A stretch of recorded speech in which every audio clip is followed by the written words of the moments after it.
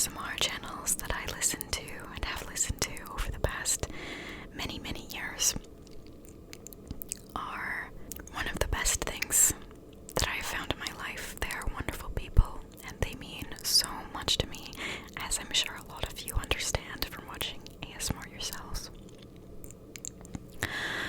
After watching for about a year, I wanted to connect with the community at another level, and I wanted to give back. I just felt it so strongly in my heart. I really, really wanted to be a part of it. And when I first started making these videos, I was also very shy.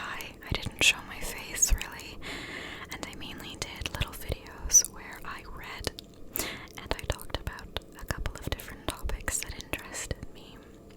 Now, during this time, I was just nearing the end of my teens. I was 18, and I really enjoyed dressing a certain way back when I was 18. I liked dressing provocatively. It was just a style that I liked. It made me feel good at the time. And I noticed a pattern between when I wore those provocative outfits and the number of views that I got. And all of a sudden, my channel, at the very beginning, was really taking off, just like my channel is currently on Little Clover Whispers. It was going up so fast, I didn't think that that was gonna happen.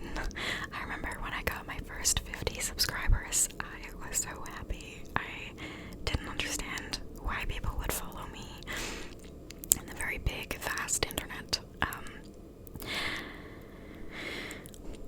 And then when I started reaching the higher numbers, like 20,000, I was honestly just so amazed and awestruck, and I wanted it to continue. And so I started going down a very different route that led to my current employment.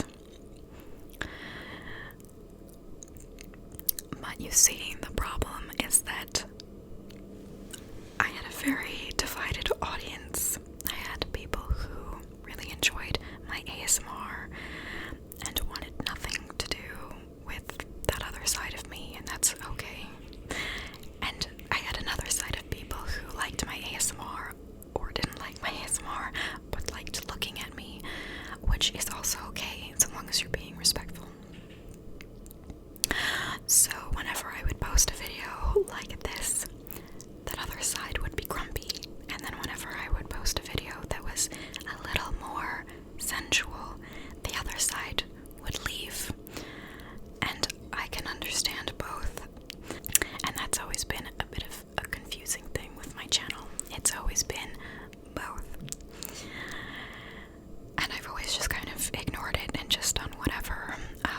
But now I have decided to start this new channel specifically for my more classic, non-sexualized ASMR videos. I think one of the biggest things that led me to into doing this is because of the reaction I have gotten from other ASMR creators, and it's totally okay. It's okay. Most people have been very kind to me. Most people have just quietly left, and I understand that, because not everyone wants that more sensual side. It makes people feel uncomfortable. So I would sometimes have some of my favorite creators follow me, and it was always this magical moment. It felt too good to be true. I would be fangirling for like a week, being like, oh my goodness, oh my goodness, oh my goodness, they followed me. I've been listening to them for years, and they followed me, oh my goodness. But then they would come across some of my other videos, I think, right? And I don't think they really knew how to react. It made them uncomfortable, and they were never rude. But sometimes they would leave, and it would always break my heart. And again, I understand why. It's okay. But it made me so sad. And I think had I done this earlier with the other channel, I think that I could have saved a lot of awkward situations, probably. And honestly, most people in the ASMR community are very kind. We really want to help each other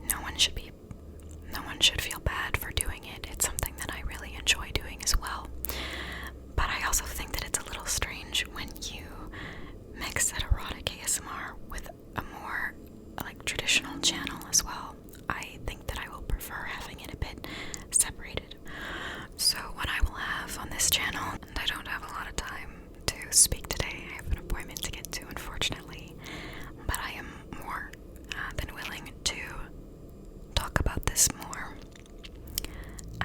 I think it's great to hear people's sides and people's opinions, and it's not something that I'm shy about talking about.